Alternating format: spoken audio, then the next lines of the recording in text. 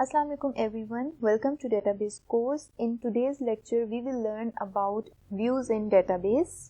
आज के लेक्चर में जो हम कंटेंट्स कवर करेंगे वो है व्यूज़ की डेफिनेशन, देन हम डिफरेंट एग्जांपल्स देखेंगे व्यूज़ की, उसके बाद हम देखेंगे कि हम व्यू को डिलीट कैसे कर सकते हैं और व्यू को हम अपडेट कैसे कर सकते हैं, and then we will discuss the advantages and disadvantages of views. So first of all, what is a view? The dynamic result of one or more relational operations operating on the base relations to produce an other relation. Database में जो हमारे पास tables होते हैं जिनको हम base tables कहते हैं, जो एक्चुअली डेटाबेस में हमने क्रिएट किए होते हैं, उनमें जब हम कोई एसक्यूएल ऑपरेशन या रिलेशनल ऑपरेशन परफॉर्म करते हैं तो उसका जो हमारे पास रिजल्ट सेट होता है वो व्यू होता है. आपको पता है कि जब भी हम कोई क्यूरी एग्जीक्यूट करते हैं किसी भी टेबल पे तो उसके रिजल्ट में भी हमारे पास एक टेबल या रिलेशन ही आता है. ठीक है, रिलेशन हम टेबल्स के लिए वर्ड यूज करते हैं, तो वो जो रिजल्टिंग रिलेशन है वो हमारे पास व्यू है. A view is a virtual relation that does not necessarily exist in the database but can be produced upon request by a particular user at the time of request. तो view जो है वो basically हम एक Curie के result को एक table की फॉर्म में सेव कर लेते हैं. अब वो टेबल जो है वो हमारे पास एक वर्चुअल रिलेशन है. ठीक है, क्योंकि वो एक्चुअली टेबल डेटाबेस में एग्जिस्ट नहीं कर रहा, लेकिन जब भी कोई यूजर जो है वो इंफॉर्मेशन रिक्वेस्ट करेगा तो उससे जो है वो एक टेबल की फॉर्म में ही वो व्यू डिस्प्ले होगा, और उसके लिए वो ऐसे ही होगा जैसे वो कोई रियल टेबल है डेटाबेस का, लेकिन एक्चुअली वो डेटाबेस में एग्जिस्ट नहीं कर रहा. वो एक वर्चुअल रिलेशन है, एक वर्चुअल टेबल है जो कि हमने क्यूरी के रिजल्ट सेट से लिया है. डीबीएमएस व्यूज से जो है वो दो डिफरेंट तरीकों से डील कर सकता है. एक तो ये है कि आपके जो व्यूज हैं उनकी वो डेफिनेशन स्टोर कर लेता है, तो जब भी उस व्यू की रिक्वेस्ट आती है या उस व्यू को रेफर किया जाता है तो वो उस डेफिनेशन को देख के वहाँ पे जो जो टेबल्स मेंशन है और जो भी ऑपरेशन मेंशन है उसको परफॉर्म करता है फ्रॉम ओरिजिनल टेबल्स. इसको हम कहते हैं व्यू रेजोल्यूशन. एक और ऑप्शन है जिसमें डीबीएमएस व्यू को as a temporary table store कर लेता है. ठीक है, उसको हम कहते हैं व्यू मटेरियलाइजेशन. एक में वो जस्ट व्यू की डेफिनेशन स्टोर कर रहा है और एक्चुअली जब व्यू को कॉल किया जाता है तो उसे एक्चुअली एग्जीक्यूट करता है फ्रॉम द बेस टेबल्स, और दूसरे केस में व्यू मटेरियलाइजेशन में वो व्यू को as a temporary table store करता है. व्यू को हम क्रिएट कैसे करते हैं, इसके लिए हमारे पास जो स्टेटमेंट है वो है क्रिएट व्यू की. उसके बाद आपने कोई भी व्यू का नेम देना हो, उसके बाद आप कॉलम नेम्स देते हैं, ये ऑप्शनल है. अगर आप व्यूज में खुद से कॉलम नेम्स देना चाहते हैं तो आप यहाँ पे कॉलम नेम्स लिखेंगे, अगर नहीं देना चाहते तो नहीं लिखेंगे. एज उसके बाद सब सेलेक्ट. अब यहाँ पे आपके पास वो क्यूरी आएगी जिसके रिजल्ट का आपने व्यू क्रिएट करना है. और देन है with check option. With check option भी ऑप्शनल है, इसको हम बाद में डिस्कस करेंगे. अगर हम यहाँ पे कॉलम नेम्स नहीं लिखेंगे तो फिर जो व्यू है, जो टेम्पररी टेबल है, उसमें वही कॉलम नेम्स होंगे जो कि आपकी इस सेलेक्ट की स्टेटमेंट में कॉलम नेम्स मेंशन होंगे. जैसे एग्जांपल हमारे पास create a view so that the manager at branch B003 can see only the details for staff who work in his or her branch office. अब हमारे पास staff का table है और उसमें एक ऑर्गेनाइजेशन के सारे स्टाफ की इंफॉर्मेशन है. उस ऑर्गेनाइजेशन की डिफरेंट ब्रांचेस हैं डिफरेंट सिटीज में. अब एक ब्रांच जो है B003, उसका मैनेजर जस्ट अपनी ब्रांच के स्टाफ मेंबर्स से डील करेगा, तो उसके लिए सिर्फ अपनी ब्रांच में जो स्टाफ काम करते हैं उनकी इंफॉर्मेशन इम्पॉर्टेंट है. तो जबकि हमारे पास जो एक्चुअल टेबल है उसमें हमारे पास सारे स्टाफ की इंफॉर्मेशन स्टोर है. तो हम क्या करेंगे, हम एक व्यू क्रिएट करेंगे, एक टेम्पररी टेबल, एक वर्चुअल टेबल क्रिएट करेंगे ताकि जो मैनेजर है B003 ब्रांच का, उसको सिर्फ इस ब्रांच में काम करने वाले स्टाफ का डाटा शो हो. तो हमने क्रिएट व्यू, आगे हमने व्यू का नेम रखा मैनेजर 3 स्टाफ. ठीक है, ये व्यू का नेम है. एज और उसके बाद हमने क्यूरी लिखी select static from staff where branch number is equals to B003. अब स्टाफ के टेबल में जहां जहां जिन स्टाफ मेंबर्स के ब्रांच नंबर B003 हैं वो हमारे पास इस क्यूरी के रिजल्ट में आ जाएंगे in the form of relation, a table. तो उस टेबल को हमने एक नेम दे दिया है मैनेजर 3 स्टाफ और उसको हमने एज अ व्यू क्रिएट कर लिया. ठीक है, अब नेक्स्ट टाइम अगर हम क्यूरी लिखें select static from manager 3 staff, तो हमें रिजल्ट में ये वाला व्यू शो होगा। ये देखिए बिल्कुल एक टेबल ही है, लेकिन ये एक्चुअल टेबल नहीं है जो आपके डेटाबेस में स्टोर हुआ है, ये क्यूरी का एक रिजल्टिंग टेबल, ठीक है, इस क्यूरी का रिजल्टिंग टेबल है। ओके, फिर हमारे पास एक और एग्जांपल है, create a view of staff details at branch B003 that excludes salary information so that only managers can access the salary details for staff who work at their branch. अब पिछली example में हमने manager के लिए view create किया था, तो manager के लिए जरूरी है कि उसे स्टाफ की सारी इंफॉर्मेशन शो हो। अब अगर हम सिर्फ B003 ब्रांच के स्टाफ मेंबर्स के लिए व्यू क्रिएट कर रहे हैं कि उन्हें अपनी ब्रांच में जो स्टाफ मेंबर्स काम करें सिर्फ उनकी इंफॉर्मेशन शो हो, उनसे हम सैलरी को हाइड करना चाह रहे हैं, हम नहीं चाहते कि एक स्टाफ दूसरे स्टाफ की सैलरी भी देख सके, तो फिर हम व्यू कैसे क्रिएट करेंगे? क्रिएट व्यू स्टाफ 3 के नाम से हमने व्यू क्रिएट किया as select staff number F name L name position sex from staff where branch number is equals to B003। अब इसमें देखें हमने कुछ कॉलम्स जो हैं वो एक्सक्लूड कर दिए हैं जिनकी जरूरत नहीं है। अब इसमें ये सिंपल जो हमने कॉलम सेलेक्ट किए हैं वो किसी भी स्टाफ मेंबर की एक जनरल इंफॉर्मेशन जो कि एक स्टाफ दूसरे स्टाफ की देख सकता है, ठीक है, जो कि B003 ब्रांच में काम करें। ये व्यू हम पिछले व्यू से भी क्रिएट कर सकते थे, ठीक है, ये जो हमने मैनेजर 3 स्टाफ के नेम से व्यू क्रिएट किया हुआ है जिसमें हमारे पास स्टाफ जो कि B003 में काम करे उसके सारे कॉलम सेलेक्टेड हैं, इसी में से हम फर्दर ये वाले कॉलम सेलेक्ट कर सकते हैं फ्रॉम दैट व्यू, ठीक है। तो फिर हमारे पास स्टेटमेंट क्या बनेगी? Create view staff 3 as select staff number F name L name position sex from manager 3 staff. अब देखिए यहाँ पे हमने व्यू का नेम लिखा है एज अ टेबल नेम कि ये जो मैनेजर 3 स्टाफ था, ये वाला आपके पास जो व्यू था, इसमें से आपने क्या सेलेक्ट करना है? Staff number F name L name position and sex, और ये जो बाकी कॉलम्स हैं DOB और सैलरी और ब्रांच नंबर, ये आपने इसमें से एक्सक्लूड कर दिए इस व्यू में से, ठीक है। तो ये आपके पास स्टाफ 3 के नेम से एक न्यू व्यू क्रिएट हो गया। इस तरह से हम एक व्यू से दूसरे व्यूज भी क्रिएट कर सकते हैं। तो ये आपके पास जो है वो रिजल्टिंग व्यू आएगा जो कि स्टाफ 3 के नेम से हमने क्रिएट किया। इसमें हमारे पास just staff number F name L name position और सेक्स की इंफॉर्मेशन है उन स्टाफ मेंबर्स की जो कि B003 ब्रांच में काम कर रहे हैं। फिर हमारे पास कुछ कॉम्प्लेक्स व्यूज आ जाते हैं जिनमें ग्रुप एंड जॉइंट व्यूज हैं, ठीक है।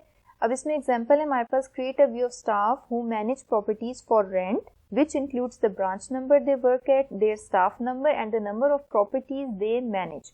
अब हमने एक ऐसा व्यू बनाना है जिसमें हमारे पास स्टाफ नंबर की इंफॉर्मेशन हो और वो किस ब्रांच में काम कर रहे हैं उसका ब्रांच नंबर इंक्लूड हो, और वो कितनी नंबर ऑफ प्रॉपर्टीज को मैनेज कर रहे हैं, टोटल वो कितनी प्रॉपर्टीज पे काम कर रहे हैं उसकी भी इंफॉर्मेशन हो, ठीक है। तो ये हमारे पास एक एग्जांपल है कॉम्प्लेक्स व्यू की।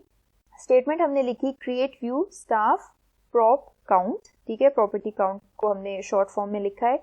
आगे अब हमने कॉलम नेम्स दिए, ठीक है। इस व्यू में जो कॉलम नेम्स होंगे वो ये वाले नेम्स होंगे, यहाँ पे हमने कॉलम नेम्स खुद से डिफाइन की एज। अब आगे हमने क्यूरी लिखी select S dot branch number S dot staff number counts direct from staff as property for rent P where S dot staff number is equals to P dot staff number group by S dot branch number S dot staff number. अब आप इस Curie में देखें कि इसमें हमारे पास join भी use हो रहा है, इसमें हमारे पास ग्रुप बाय भी यूज हो रहा है। तो ये कॉम्प्लेक्स क्यूरी है और इसके रिजल्ट का हमने एक व्यू क्रिएट कर लिया है स्टाफ प्रॉप काउंट के नेम से, ठीक है। तो इसमें क्या होगा? हमारे पास ब्रांच नंबर शो होगा, उस ब्रांच नंबर में जो स्टाफ काम कर रहा है वो शो होगा, और काउंट किसको करेगा? वो प्रॉपर्टी को काउंट करेगा कि वो कितनी प्रॉपर्टीज पे काम कर रहा है। ये हमारे पास जो है वो रिजल्टिंग व्यू है, इसमें हमारे पास ब्रांच नंबर है और ये स्टाफ नंबर है और ये कितनी प्रॉपर्टी पे काम कर रहा है उसका नंबर है। अब जैसे ये जो SG37 स्टाफ नंबर है ये 2 प्रॉपर्टीज पे काम कर रहा है और किस ब्रांच में काम कर रहा है? B003 ब्रांच में काम कर रहा है। तो इसको हमने ग्रुप एंड जॉइंट व्यूज क्यों कहा है? क्योंकि इसमें हम जॉइंट ऑपरेशन भी परफॉर्म कर रहे हैं और ग्रुप ऑपरेशन भी परफॉर्म कर रहे हैं।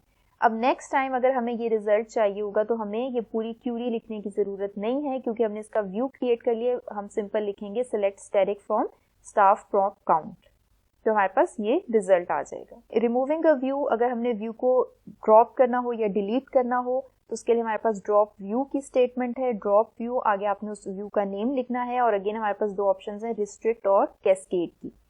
अगर तो हमारे पास कैस्केड ऑप्शन लिखी हुई है तो इट मीन्स के आप अगर कोई व्यू ड्रॉप कर रहे हैं, डिलीट कर रहे हैं, तो अगर उस पर कोई और व्यू डिपेंड कर रहा है, जैसे अभी हमने पीछे एक एग्जांपल देखी जिसमें हम ये जो स्टाफ 3 व्यू है वो हम मैनेजर 3 वाले व्यू से क्रिएट कर रहे थे, ठीक है। ये मैनेजर 3 स्टाफ भी एक व्यू है।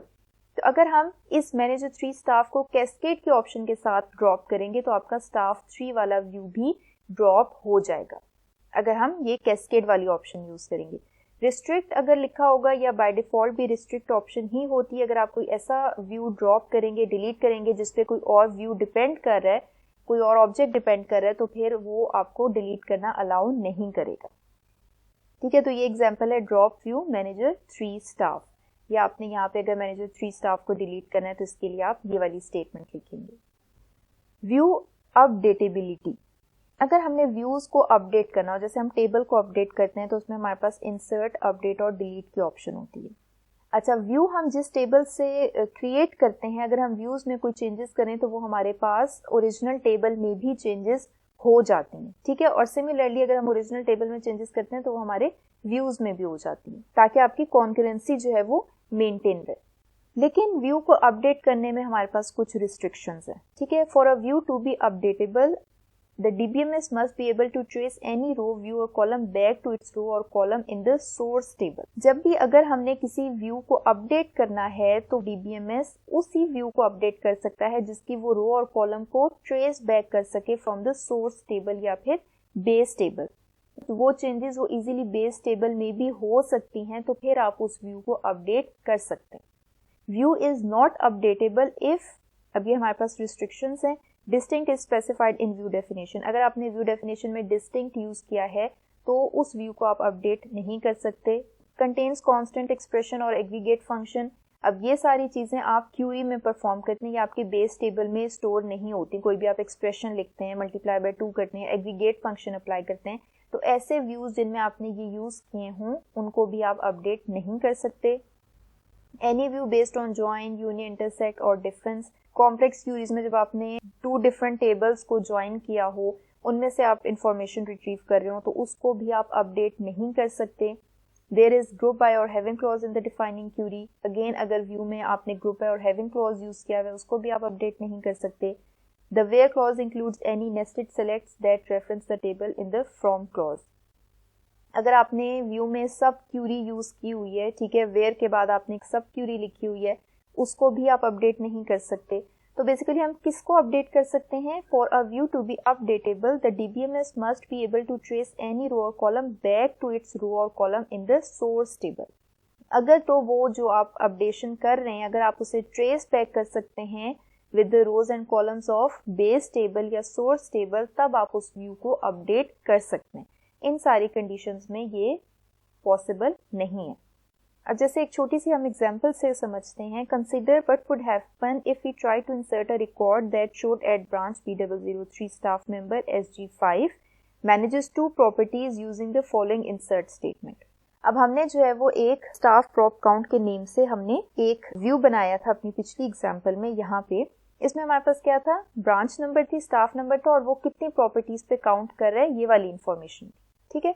अब इसमें अगर हमने एक न्यू रिकॉर्ड इंसर्ट करना है कि एक स्टाफ मेंबर जो कि B003 ब्रांच में काम कर रहा है और वो 2 प्रॉपर्टीज पे काम कर रहे हैं, ठीक है। अब हमने ये एक जो रिकॉर्ड है वो इंसर्ट करना है, तो insert into staff prop count, ये आपका व्यू का नेम है। वैल्यूज क्या है?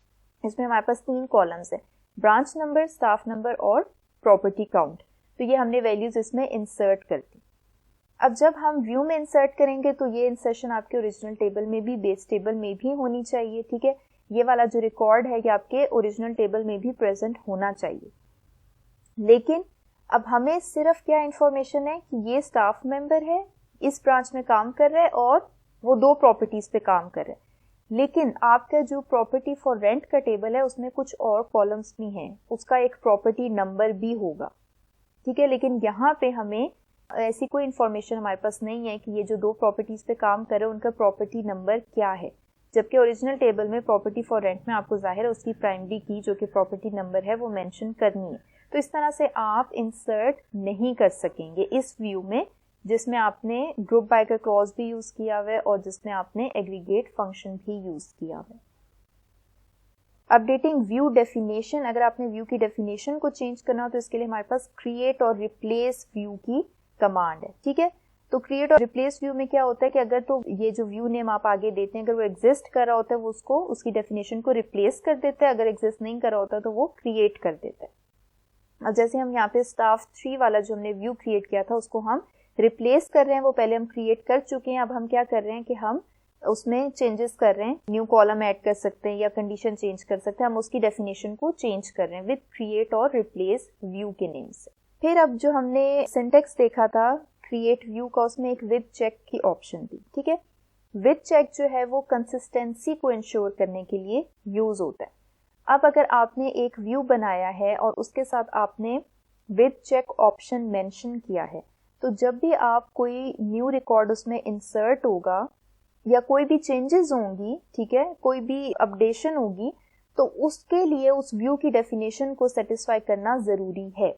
जैसे फॉर एग्जांपल हमने यहाँ पे एक व्यू क्रिएट किया, create view manager 3 staff as select static from staff where branch number is equals to B003 कि B003 में जो स्टाफ मेंबर्स काम कर रहे हैं, इस क्यूरी का जो रिजल्ट आएगा वो सिर्फ उन स्टाफ मेंबर्स की इंफॉर्मेशन होगी जो B003 में काम कर रहे हैं, उसको हमने मैनेजर 3 स्टाफ के नेम से एज अ व्यू सेव कर लिया और साथ हमने लिखा है विद चेक ऑप्शन, ठीक है। अब विद चेक ऑप्शन की वजह से क्या होगा, if we now attempt to update the branch number of one of the rows from B003 to B005 for example. अब अगर हम इस व्यू में अपडेट करते हैं एक रिकॉर्ड को, क्या रिकॉर्ड हम अपडेट करें, हम B003 ब्रांच को अपडेट कर रहे हैं B005 ब्रांच, ठीक है। हमने क्या किया, हमने अपडेट की स्टेटमेंट लिखी, अपडेट मैनेजर 3 स्टाफ, ये व्यू नेम है, set branch number is equals to B005, ये हमने जिस कॉलम की वैल्यू चेंज करनी है, where staff number is equals to SG37 और इस स्टाफ की हमने ब्रांच नंबर को चेंज करना है। फॉर एग्जांपल ये एक ब्रांच से दूसरी ब्रांच में इसके ट्रांसफर हो गया, हमने इसकी ब्रांच नंबर को चेंज करना है। Then the specification of with check option clause in the definition of the view prevents this from happening as this would cause the row to migrate from this horizontal view. अब क्या होगा, with check option की वजह से ये वाला जो operation है ये सक्सेसफुल नहीं होगा। क्यों सक्सेसफुल नहीं होगा, क्योंकि आप देखें कि यहाँ पे ब्रांच नंबर है B005, जबकि हमारी जो व्यू है उसमें ब्रांच नंबर सिर्फ B003 वाले स्टाफ मेंबर्स का डेटा है। तो ये देखिए, हम अगर उसमें B005 वाला भी एंटर कर लें तो हमारा वो व्यू क्रिएट करने का सारा मकसद ही खत्म हो जाएगा। तो इस वजह से वो विद चेक ऑप्शन जो है वो कंसिस्टेंसी को इंश्योर कर रहा है कि जो भी हम न्यू रिकॉर्ड अपडेट करें, इंसर्ट करें, तो वो इस कंडीशन को सेटिस्फाई करे। यहाँ पे क्योंकि कंडीशन सेटिस्फाई नहीं हो रही, ये कोई और ब्रांच नंबर है, तो वो ये अपडेशन अलाउ नहीं करेगा। अब व्यूज के एडवांटेजेस और डिसएडवांटेजेस क्या है, पहले हम एडवांटेजेस को देखते हैं। एक है डाटा इंडिपेंडेंस। डाटा इंडिपेंडेंस का मतलब ये है कि आपकी जो बेस टेबल है उसमें अगर कोई भी चेंजेस हो रही हैं, कोई आप न्यू कॉलम ऐड कर रहे हैं और वो कॉलम आपने व्यू में यूज नहीं किया हुआ, तो व्यू की डेफिनेशन पे कोई फर्क नहीं पड़ता। देन हमारे पास करेंसी कॉन्करेंसी। इसमें क्या है कि कोई भी आप बेस टेबल में चेंजेस करते हैं तो वो आपके व्यू में भी, कोई भी आप रिकॉर्ड बेस टेबल में ऐड करते हैं तो वो आपके व्यू में भी जो है वो चेंजेस हो जाएंगी। Improved security. इम्प्रूव्ड सिक्योरिटी ऐसे है कि आप यूजर को सिर्फ वो वाली इंफॉर्मेशन शो करा रहे हैं जो कि यूजर के लिए रिक्वायर्ड है। Reduced complexity. इसमें हम जो कॉम्प्लेक्स क्यूरीज लिखते हैं उनको हम एज अ व्यू स्टोर कर सकते हैं और नेक्स्ट टाइम हमें अगेन वो कॉम्प्लेक्स क्यूरीज लिखने की जरूरत नहीं पड़ती। कन्वीनियंस यूजर के पॉइंट ऑफ व्यू से भी है, क्योंकि अगर हम उसको बहुत सारी इंफॉर्मेशन और ऐसे कॉलम्स की भी इंफॉर्मेशन दिखा रहे हैं जो कि उसकी रिक्वायरमेंट नहीं है, तो वो उसके लिए भी कॉम्प्लेक्स हो जाता है। तो उसे हम सिर्फ जस्ट वो वाली इंफॉर्मेशन दिखा रहे हैं जो उसकी रिक्वायरमेंट है और ये उसके लिए भी कन्वीनियंट होता है। कस्टमाइजेशन। अब एक टेबल में हम डिफरेंट यूजर्स के लिए डिफरेंट व्यूज बना रहे हैं। जैसे अभी हमने पीछे देखा था कि हम एक स्टाफ का टेबल और उसमें हम B003 के मैनेजर के लिए एक डिफरेंट व्यू क्रिएट कर रहे हैं, फिर B003 के स्टाफ के लिए एक डिफरेंट व्यू क्रिएट कर रहे हैं। तो ये हम इसमें व्यूज की हेल्प से हम कस्टमाइजेशन कर सकते हैं। Data integrity. जैसे हम विद चेक ऑप्शन के साथ डाटा इंटीग्रिटी को मेंटेन कर सकते हैं। हम व्यू में कोई ऐसी रो जो है वो अलाउ नहीं करेंगे जो कि उस व्यू की डेफिनेशन को सेटिस्फाई ना करेगी। तो ये हमारे पास एडवांटेजेस हैं यूजिंग व्यूज। डिसएडवांटेजेस क्या हैं? Update restriction. जैसे हमने पीछे देखा कि व्यू में जो DML के ऑपरेशंस हैं उनमें हमारे पास काफी ज्यादा रिस्ट्रिक्शंस हैं। Structure restriction. अब एक बार अगर हमने एक व्यू की डेफिनेशन डिफाइन कर दी है तो उसमें फॉर एग्जांपल अगर हमने एक व्यू की डेफिनेशन दी है कि select asterisk from some table, तो उस व्यू में जो है वो उस टेबल के सारे कॉलम्स ऐड हो जाएंगे। लेकिन अगर बाद में हमने उस टेबल में कोई और कॉलम ऐड किया है तो वो व्यू में शो नहीं होगा। ठीक है, तो ये हमारे पास स्ट्रक्चर रिस्ट्रिक्शन है।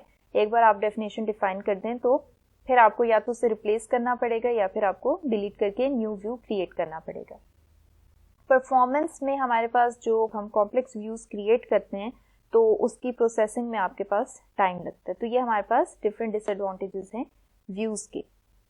नेक्स्ट हम जो है वो एक प्रैक्टिस करते हैं एसक्यूएलाइट में। एसक्यूएलाइट में जो आपके व्यूज हैं वो जस्ट रीड ओनली होते हैं।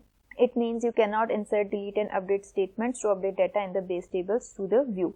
ठीक है, तो व्यू पे हम इंसर्ट, डिलीट और अपडेट अप्लाई करके बेस टेबल में चेंजेस नहीं कर सकते इन एसक्यूएलाइट। बाकी भी अगर डिफरेंट डीबीएमएस में अगर आप चाहते हैं कि आपके जो व्यूज हैं उन पे ये ऑपरेशंस परफॉर्म ना हो तो हमारे पास विद रीड ओनली की ऑप्शन होती है। हम व्यू डेफिनेशन में वो ऑप्शन मेंशन कर सकते हैं, अदरवाइज हम विद सम रिस्ट्रिक्शंस ये एक्शंस परफॉर्म कर सकते हैं। अब हमारे पास टास्क है create a view that shows the data from the tracks, albums, media types and genres table. अब हमने ऐसा व्यू बनाना है जो कि इन 4 टेबल्स में से डाटा को डिस्प्ले करे। तो आपको पता है कि हमारे पास एक कॉम्प्लेक्स क्यूरी बनेगी, इसको हम एसक्यूएलाइट में परफॉर्म करते हैं। चिनोक डॉट डेटाबेस को ओपन कर लेते हैं, हेडर ऑन कर लेते हैं और आउटपुट मोड कॉलम सेट कर लेते हैं। अच्छा, अब हमने जो है वो tracks, albums, media types and genre के टेबल में से डाटा जो है वो ज्वाइन करना है। ठीक है, तो हम क्यूरी लिखते हैं क्रिएट व्यू। अब आगे हम व्यू का नेम देते हैं, फॉर एग्जांपल वी ट्रैक्स। ठीक है, अब एज के बाद हमने सेलेक्ट स्टेटमेंट लिखनी है। सेलेक्ट स्टेटमेंट में हम सेलेक्ट करेंगे ट्रैक आईडी,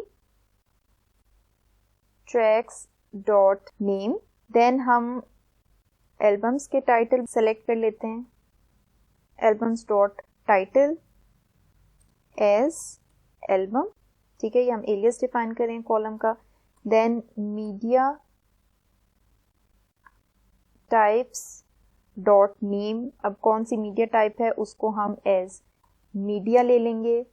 और फिर हमारे पास है genres dot name as genres. ठीक है, ये हमने सेलेक्ट कर लिए। अब फ्रॉम के बाद हमें ज्वाइन लगाना पड़ेगा। ट्रैक्स को हम इनर ज्वाइन करेंगे एल्बम्स के साथ। ऑन, अब हमने आगे कंडीशन बतानी है। कंडीशन क्या होगी कि एल्बम्स की album ID is equals to tracks dot album ID, ये दोनों में कॉमन कॉलम है। नेक्स्ट हमने इसको इनर ज्वाइन करना है मीडिया टाइप से। ऑन, अब इसमें हमारे पास कॉमन कॉलम है media type, media types dot media type ID is equals to tracks. अभी अगेन ट्रैक्स के टेबल में कॉमन आईडी है media type ID. Then again inner join एक और टेबल है हमारे पास जॉनर्स का, इसको हम किस कंडीशन पे ज्वाइन कर रहे हैं, dot genres dot genre ID is equals to tracks dot genre ID. एक बार चेक कर लेते हैं, रीड कर लेते हैं कि इसमें कोई इशू तो नहीं है। Tracks dot name, albums dot title as album, media types dot name as media, genres dot name as genres, from tracks inner join albums, on albums dot album id is equals to tracks dot album id inner join media types, on media types dot media type id okay is equals to tracks dot media type id inner join genres, on genre id is equals to track dot genre id। okay, इसको हम execute करते हैं तो ये देखिए हमारे पास successfully execute हो गया। अब हम क्या है, हम देखते हैं कि इस व्यू में जो हमने क्रिएट किया है इसमें हमारे पास क्या डाटा आया। तो हम करेंगे select asterisk from v tracks. तो अब देखें ये हमारे पास उन चारों टेबल का जो डाटा है वो एक व्यू में स्टोर हो गया। ठीक है, बहुत एक कॉम्प्लेक्स सी क्यूरी थी, आप उसमें 4 टेबल्स के डाटा को ज्वाइन कर रहे हैं, लेकिन अब क्योंकि आपने व्यू बना दिया, नेक्स्ट टाइम आपको जब भी ये ऑप्शंस देखनी होंगी तो हम इजीली जो है वो जस्ट व्यू के एग्जीक्यूट करा के और ये वाली सारी इंफॉर्मेशन रिट्रीव कर सकते हैं। ठीक है, काफ़ी ज़्यादा ट्रैक्स थे तो इसलिए हमें उनके हेडर्स शो नहीं हो रहे हैं। ओके, नेक्स्ट हमारे पास create a view with custom column names. अब इसमें तो हमने कॉलम नेम्स वही यूज़ किए जो कि हमारे सेलेक्ट क्यूरी में थे, वही यूज़ किए। अब अगर हमने खुद से कॉलम नेम्स देने हों तो हम एक और एग्जांपल लेते हैं, एक और व्यू क्रिएट करते हैं, क्रिएट व्यू बी एल्बम्स। ठीक है, अब हम राउंड ब्रैकेट्स में कॉलम नेम्स लिखेंगे, तो कॉलम नेम्स हम लिखेंगे एल्बम टाइटल कॉमा उसके मिनट्स, एक एल्बम में कितने मिनट्स हैं। ठीक है, तो ये हमने 2 कॉलम नेम्स दे दिए। अब हमने क्यूरी डिफाइन करनी है जिसके रिजल्ट को हम एज अ व्यू सेव करेंगे। Select albums dot title comma sum, milliseconds को हम सम करेंगे और क्योंकि हमने मिनट्स में फाइंड आउट करने हैं तो हम डिवाइडेड बाय 60,000 कर देंगे। From tracks table inner join, अब हमने इसको ज्वाइन करना है एल्बम्स के साथ यूजिंग, हम एल्बम आईडी यूज करेंगे क्योंकि वो हमारे पास कॉमन कॉलम है, और फिर हम इसको ग्रुप बाय कर लेंगे बेस्ड ऑन एल्बम टाइटल। ठीक है, तो इसमें हमने एक व्यू क्रिएट किया है वी एल्बम्स के नेम से, उसमें हमारे पास 2 कॉलम्स होंगे, एक एल्बम टाइटल का होगा और फिर उसके अगेंस्ट उसके मिनट्स शो हो रहे होंगे।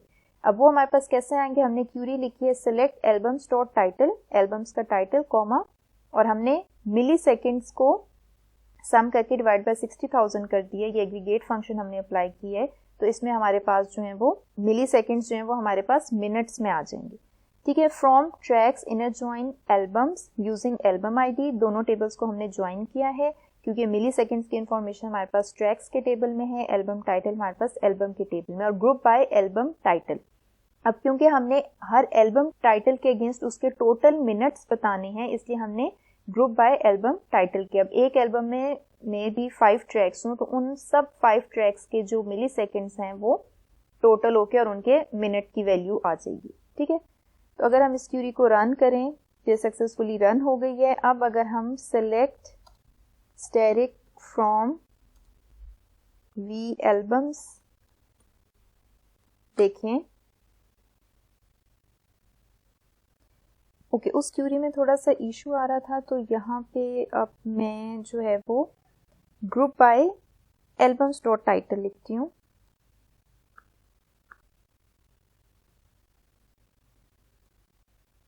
क्योंकि अभी जो है वो इस स्टेटमेंट में ही वो ए टाइटल को जो है वो आइडेंटिफाई नहीं कर रहा। व्यू का नेम मैं चेंज कर देती हूँ, ए एल के नेम से हम व्यू क्रिएट कर रहे हैं। ठीक है, ये दोनों कॉलम्स के नेम्स हैं जिसमें हमारे पास एल्बम का टाइटल आएगा, उसके अगेंस्ट मिनट्स आएंगे। ग्रुप बाय हमने एल्बम डॉट टाइटल की बेस पे किया, मीन्स कि अब मैं ये वाला नेम यूज कर रही हूँ इंस्टेड ऑफ व्यू का जो कॉलम नेम है उसके। ओके, ये ऑलरेडी एग्जिस्ट कर रहा है व्यू का नेम चेंज करते हैं अगेन, ALM के नेम से व्यू क्रिएट करते हैं। Now select static from ALM। ये देखें अब हमारे पास जो है वो व्यू सक्सेसफुली क्रिएट हो गया है। इसमें आप देखें ये हमारे कॉलम नेम्स हैं, यहाँ पे हमारे पास ए टाइटल है, ये जो है ये एल्बम के टाइटल्स हैं और उसके अगेंस्ट उनके टोटल मिनट्स कितने हैं, मीन्स के उसमें जितने भी ट्रैक्स हैं उनको हमने उनके मिली सेकेंड्स को सम करके हमने मिनट्स में वैल्यू फाइंड आउट की। तो आज के सेशन में हमने व्यूज़ को डिस्कस किया, व्यूज़ क्या होते हैं, उनके एडवांटेजेस क्या हैं, उनको अगर हमने अपडेट करना हो तो हमारे पास क्या रिस्ट्रिक्शंस हैं, और SQLite में हम व्यूज़ को किस तरह से क्रिएट कर सकते हैं।